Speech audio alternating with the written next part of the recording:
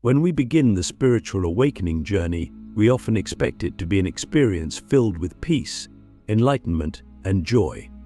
But the reality is, the first lesson we face is one of the hardest: the art of letting go.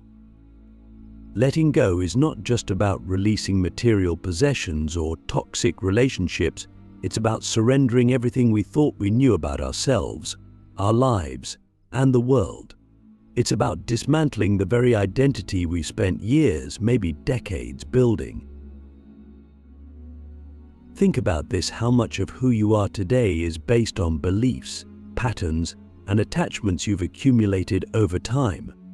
Your job, your relationships, your ambitions, they all form a framework that feels stable, even comforting. But awakening shakes that foundation. It forces you to confront the uncomfortable truth that much of what you've built your identity on is rooted in fear, control, and illusion. This is why letting go feels so terrifying. It's not just a loss, it's a death of the self.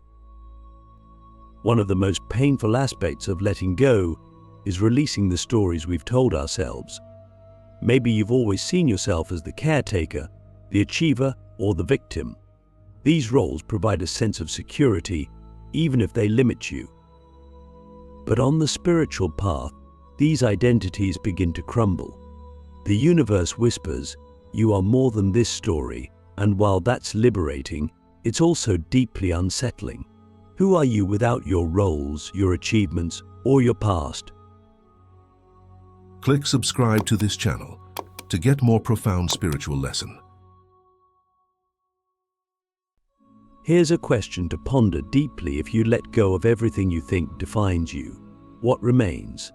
This is not a question to answer quickly, it's one to sit with, to let sink into your soul. The answer lies not in words but in experience. It's the space of pure being, of existing without needing to prove, achieve, or explain anything. But reaching this space requires courage. It requires stepping into the unknown, trusting that what lies on the other side of letting go is greater than anything you're leaving behind. Letting go also extends to our relationships. As you awaken, you'll find that not everyone can walk this path with you. Some relationships will naturally fall away because they're built on the old version of you, the one you're shedding. This can be heartbreaking. You might feel guilt, sadness, or even anger as people you once loved no longer align with your journey. But here's the truth: letting go of relationships that no longer serve your growth creates space for connections that nourish your soul. It's not an act of rejection, it's an act of alignment. One of the hardest things to let go of is control. We cling to the idea that we can manage every aspect of our lives, that if we just work hard enough or plan carefully enough, we can avoid pain and uncertainty. But spiritual awakening teaches us that control is an illusion. The more we try to hold on, the more we resist the flow of life. Letting go of control means surrendering to the unknown, trusting that the universe is guiding us even when we can't see the path. A powerful practice for letting go is to ask yourself, what am I holding on to that no longer serves me? This could be a belief, a habit, a relationship, or even a dream that doesn't feel aligned anymore. Write it down. Then, imagine yourself releasing it, whether by tearing up the paper, burning it safely, or simply visualizing it floating away. This symbolic act is not just a mental exercise, it's an energetic declaration that you're ready to create space for something new. But let me ask you this: what would it feel like to trust the process completely? To let go of the need to understand or control every aspect of your journey and simply allow life to unfold. This is the essence of surrender, and it's one of the hardest spiritual lessons to learn because it requires faith in yourself, in the divine, and in the journey itself. Letting go is not a one-time event, it's an ongoing process. Just when you think you've released everything, life will show you another layer to shed. It's like peeling an onion: each layer brings tears, but it also brings clarity. And with each release, you move closer to your authentic self, the part of you that is unshakable, infinite, and free. This lesson is hard because it feels like loss, but in reality, letting go is the ultimate act of love. It's a declaration that you are willing to trust in the unknown, to release what no longer aligns, and to step into the vast, limitless potential of who you are becoming. Are you ready to explore the next hardest lesson on this journey? It builds on the courage you've already tapped into, but it challenges you in ways you might not expect. If letting go shakes the foundation of who you thought you were, then embracing your shadows is like walking into the depths of a cavern you've spent your whole life avoiding. This is the second hardest spiritual lesson on the path, the journey into your own darkness. It's not glamorous or comforting, it's raw, vulnerable, and often deeply unsettling. But here's the truth: you cannot fully awaken without confronting the parts of yourself you'd rather ignore. Let's start with what a shadow really is. Your shadow is made up of the parts of yourself that you've rejected, suppressed, or denied. These could be painful emotions like anger or fear, qualities you've been told are unacceptable, or even memories and experiences you've buried because they were too difficult to face. Shadows don't disappear when ignored, they linger in your subconscious, quietly influencing your thoughts, actions, and relationships. Awakening shines a light on these hidden parts, not to shame you but to heal you. Have you ever wondered why certain situations or people seem to trigger you so intensely? That's often your shadow at work. The things that irritate, anger, or upset you in others are reflections of something unresolved within yourself. This is what Carl Jung referred to as projection, when you see your own shadow mirrored in the world around you. It's uncomfortable to admit, but the things you judge most harshly in others often point to the parts of yourself you've yet to accept. Here's a deep question for you: what parts of yourself are you afraid to look at? Is it your anger, your insecurity, your need for validation? The shadow is not inherently bad, it's simply the aspects of yourself that you've hidden in the dark. And just like seeds planted in the earth, these parts hold incredible potential for growth if you're willing to bring them into the light. But why is this lesson so hard? Because embracing your shadows means letting go of the illusion that your only light. The spiritual journey often gets romanticized as a path of endless positivity and peace, but true awakening requires integrating both light and dark. It's about becoming whole, not perfect. The parts of you that you've rejected are not your enemies, they're your teachers, and they hold the keys to your transformation. Let's get practical. How do you begin to embrace your shadows without being consumed by them? The first step is radical honesty. This isn't about judging yourself, it's about observing yourself with compassion. When you're triggered, pause and ask, what is this reaction teaching me about myself? For example, if someone's arrogance annoys you, could it be pointing to a part of you that fears being seen as arrogant? Or perhaps it's highlighting your own suppressed desire to express confidence. Journaling can be a powerful tool for this process. Write down your triggers, your fears, and the emotions you struggle to face. Don't censor yourself. Let it all pour out onto the page. Then, look at what you've written with curiosity rather than judgment. What patterns do you notice? What stories are you telling yourself about these emotions or experiences? This practice helps you bring your shadows into conscious awareness, where they can no longer control you from the background.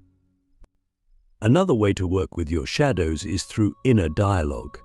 Visualize the part of yourself you've been avoiding, whether it's fear, shame, or anger, as a separate entity. Imagine sitting with this part of you and having a conversation. Ask it, what do you need from me? What are you trying to protect me from? Often, you'll find that your shadows are not here to harm you, they're here to protect you in ways that might no longer be necessary. By acknowledging them, you can begin to integrate them. Let's talk about fear for a moment. Fear is one of the most common shadows, and it's also one of the most misunderstood. We often label fear as bad, something to conquer or eliminate. But fear is a messenger. It points to the places where you feel vulnerable, the areas of your life where you long for safety or certainty. Instead of fighting fear, try sitting with it. Ask, what are you afraid of losing? What do you need to feel safe? When you meet fear with compassion, it begins to lose its power over you. The same goes for anger. Anger is often seen as a negative emotion, but it's actually a sign that a boundary has been crossed or an unmet need is calling for your attention. What if, instead of suppressing or exploding in anger, you used it as a guide? When you feel angry, pause and ask, what is this anger trying to tell me? What needs to change? By listening to your anger, you can transform it from a destructive force into a tool for empowerment. Here's another hard truth. Embracing your shadows means taking responsibility for your healing. It's tempting to blame others for your pain, to point to the people or circumstances that hurt you and say, this is why I'm like this. But while your pain may not be your fault, your healing is your responsibility. No one else can do this work for you. This doesn't mean dismissing the impact of trauma or injustice. It means reclaiming your power to choose how you move forward. This brings us to forgiveness. Forgiveness is one of the most challenging aspects of shadow work, but it's also one of the most freeing. Forgiveness doesn't mean condoning harm or forgetting what happened. It means releasing the hold that resentment and anger have on your soul. This includes forgiving others, but also forgiving yourself. Many of us carry deep shame or guilt for the mistakes we've made, the times we've fallen short. But awakening requires self-compassion. You cannot grow if you're constantly punishing yourself for your past. As we go deeper, let me ask you this: what would it feel like to embrace every part of yourself, the light, the dark, and everything in between? To see your shadows not as flaws, but as sacred parts of your journey. This level of self-acceptance is not easy, but it's profoundly liberating. When you embrace your shadows, you reclaim the parts of yourself that have been waiting to be seen, loved, and integrated. The lesson of embracing your shadows is hard because it requires vulnerability. It asks you to stand naked before yourself, without the armor of pretense or denial. But this vulnerability is also your strength. It's what allows you to heal, to grow, and to step into the fullness of who you are. The shadows you fear are not your enemies. They're the guardians of your inner wisdom, waiting to be acknowledged. As we prepare to move forward, let's reflect on what we've uncovered so far. Letting go stripped away the illusions, and embracing your shadows brought you face to face with your truth. But there's another lesson waiting, a lesson that challenges everything you think you know about love, connection, and the essence of who you are. As we journey deeper into the hardest spiritual lessons, we now come to one that holds the power to transform everything: unconditional love. This is not the surface-level idea of love we're often taught, a love that depends on conditions, achievements, or external validation. Unconditional love is radical, raw, and expansive. It begins with the self and extends outward to encompass the entire universe. But here's the paradox: to truly love others unconditionally, you must first learn to accept yourself completely. And this, chosen ones, is one of the hardest lessons of all. Self-acceptance sounds simple, doesn't it? Yet when you sit with yourself, truly sit with all your flaws, fears, and failures, how easy is it to meet them with love instead of judgment? Most of us are our own harshest critics. But we replay mistakes in our minds, compare ourselves to others, and cling to an ideal version of who we think we should be. But this ideal is often rooted in external expectations rather than our soul's truth. The journey of unconditional love begins with dismantling these illusions and seeing yourself as you truly are worthy, whole, and divine. Let me ask you a deep question. When was the last time you looked in the mirror and truly saw yourself? Not just your reflection, but your essence. When was the last time you acknowledged the beauty of your soul, the strength of your spirit, and the light you carry, even amidst your struggles? Most of us avoid this kind of self-reflection because it forces us to confront not only our light but also our perceived imperfections. But here's the truth: those imperfections are not flaws, they are the unique expressions of your humanity. The hardest part of self-acceptance is learning to love the parts of yourself you've deemed unlovable. Maybe it's the anger you feel but don't want to admit. Maybe it's the insecurity you've hidden beneath a mask of confidence. Or maybe it's the guilt or shame you carry from past actions. These parts of yourself are not meant to be banished, they are meant to be embraced. When you reject them, you create an inner conflict that keeps you from experiencing true peace. But when you accept them, you integrate them into your wholeness. Here's a powerful practice to cultivate self-acceptance. Sit quietly and place your hand on your heart. Close your eyes and take a few deep breaths. Then, bring to mind a part of yourself you struggle to accept. It could be a habit, an emotion, or even a physical trait. Visualize this part of yourself as a small child, scared and seeking love. Imagine yourself kneeling down, opening your arms and saying, "I see you. I love you. You are enough just as you are." Feel the warmth of your acceptance wrapping around this part of yourself and notice how it softens. Unconditional love is not about excusing harmful behaviors or bypassing accountability. It's about understanding that even in your imperfections, you are deserving of compassion. When you learn to love yourself in this way, you create a foundation for loving others unconditionally. And this is where the lesson deepens, because loving others without conditions is one of the greatest challenges of the spiritual path. Think about this: how often do we place expectations on others? Consciously or unconsciously, we expect our loved ones to meet our needs, our friends to support us in specific ways, and even strangers to treat us with respect. When these expectations aren't met, it's easy to feel hurt, disappointed, or even resentful. But unconditional love asks us to release these expectations and love others as they are, not as we wish them to be. This doesn't mean tolerating harmful behavior or abandoning your boundaries. In fact, unconditional love requires strong boundaries because it recognizes the importance of honoring your own well-being. It means loving others from a place of wholeness, not neediness. When you no longer depend on others to validate your worth, your love becomes a gift rather than a transaction. Let's take this even further. Unconditional love extends not only to the people who are easy to love, but also to those who challenge you the most. This is perhaps the hardest aspect of this lesson: loving those who hurt you, betray you, or stand in opposition to you. How do you love someone who has caused you pain?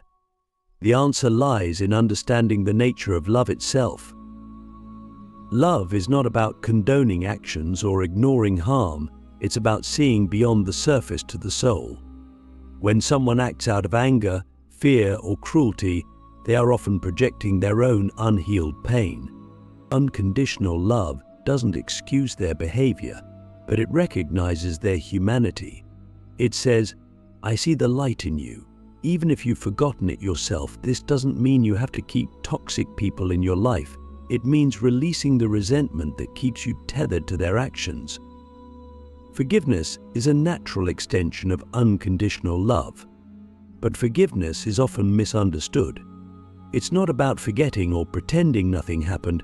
It's about freeing yourself from the chains of anger and bitterness.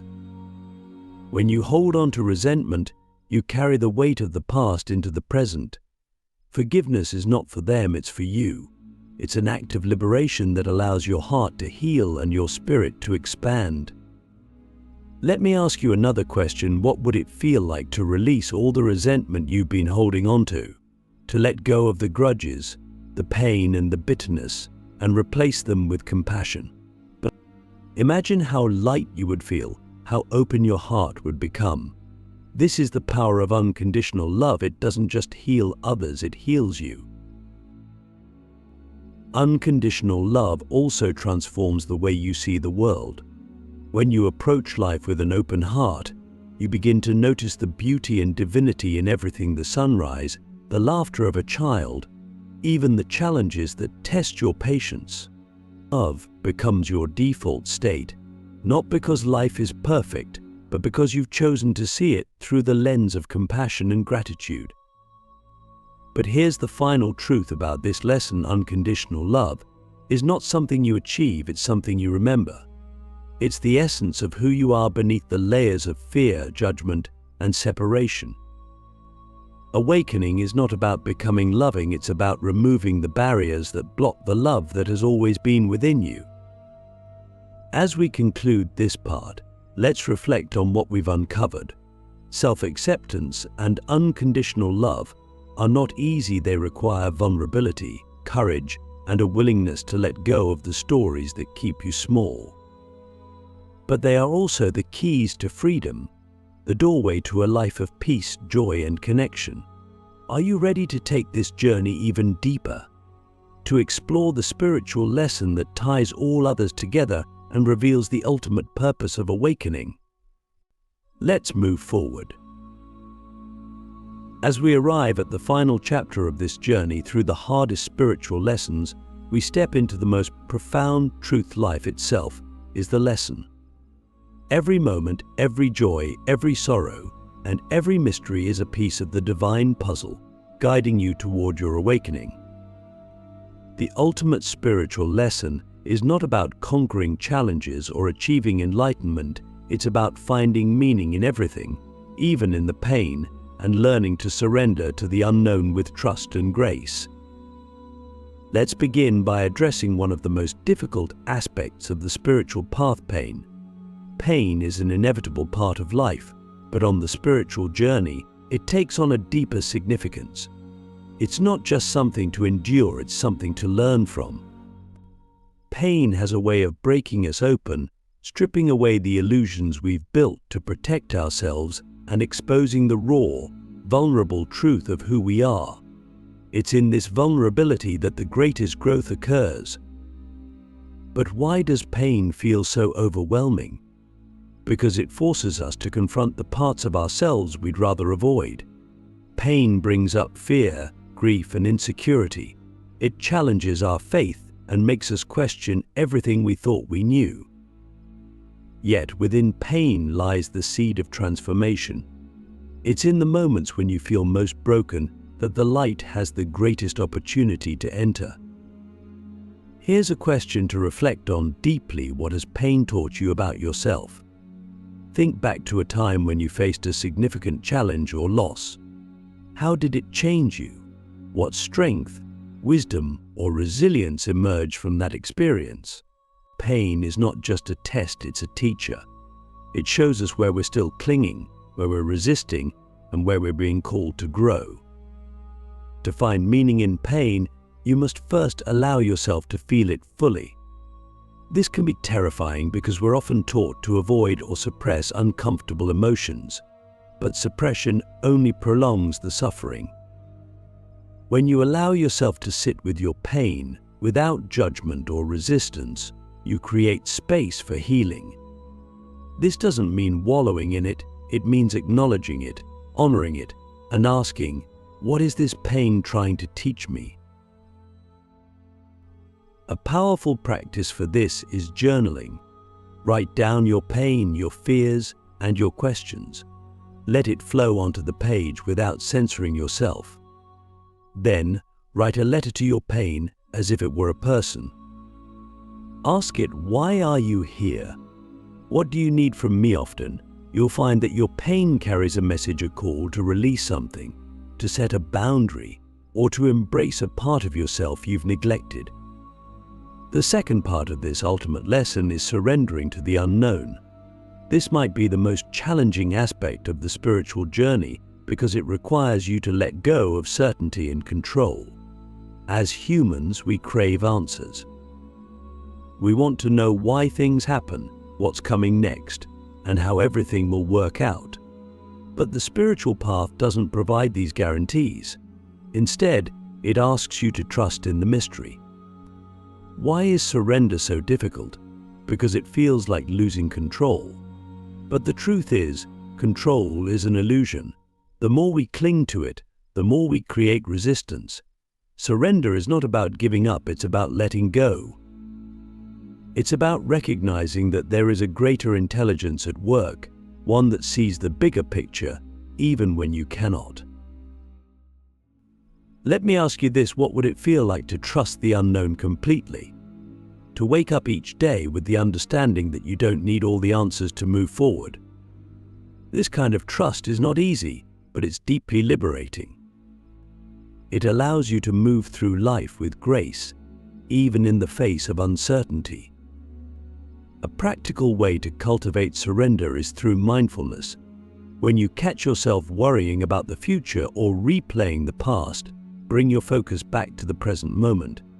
Take a deep breath and remind yourself, I am here, I am safe, I am guided. This simple practice anchors you in the now, where the unknown is not something to fear, but something to embrace. Now, let's explore the final piece of this lesson: living your divine purpose. Purpose is not a destination, it's a way of being. It's not something you achieve, but something you embody. Your purpose is not defined by your job, your achievements, or even your spiritual practices. It's the unique expression of your soul in every moment. Many people spend their lives searching for their purpose, thinking it's a specific role or task. But what if your purpose is simply to be yourself? To bring your light, your truth, and your love into the world in whatever way feels authentic to you. This doesn't mean you won't have goals or dreams. It means those goals and dreams are an extension of your essence, not a replacement for it. Let's reflect on this: what lights you up? What brings you joy, even in the smallest moments? Your purpose often lies in these answers. It's not about what you think you should do, it's about what your soul is calling you to do. And sometimes your purpose isn't grand or dramatic. Sometimes it's found in the way you listen deeply to a friend, in the kindness you show to a stranger, or in the creativity you pour into your passions. To live your purpose, you must first trust yourself. Trust that your desires, your instincts, and your unique perspective are enough. Stop waiting for permission to step into your power. The world needs your light not when you're ready, but right now. And remember, your purpose will evolve as you grow. What feels aligned today might shift tomorrow, and that's okay. Living your purpose is not about rigidly following a plan, it's about flowing with life and staying true to yourself. Finally, let's address the role of service in living your purpose. True purpose is never just about you, it's about how you contribute to the greater whole. This doesn't mean you need to save the world or take on massive responsibilities.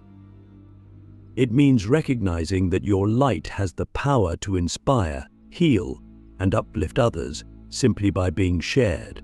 When you live authentically, you give others permission to do the same. As we bring this journey to a close, let's take a moment to integrate everything we've learned. Pain, shadows, self-acceptance, unconditional love, surrender, and purpose, they are not separate lessons. They are threads in the tapestry of your awakening, woven together to guide you toward your highest self. The ultimate truth is this: the spiritual journey is not about reaching a destination. It's about learning to embrace every step, every challenge, and every moment as part of the divine unfolding.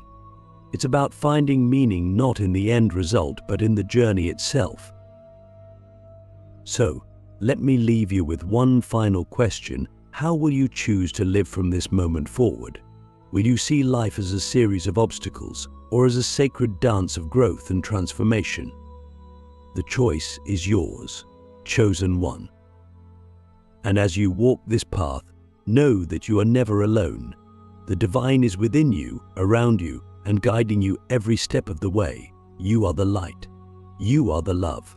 You are the awakening. Go forth and live your truth. The world is waiting for your brilliance.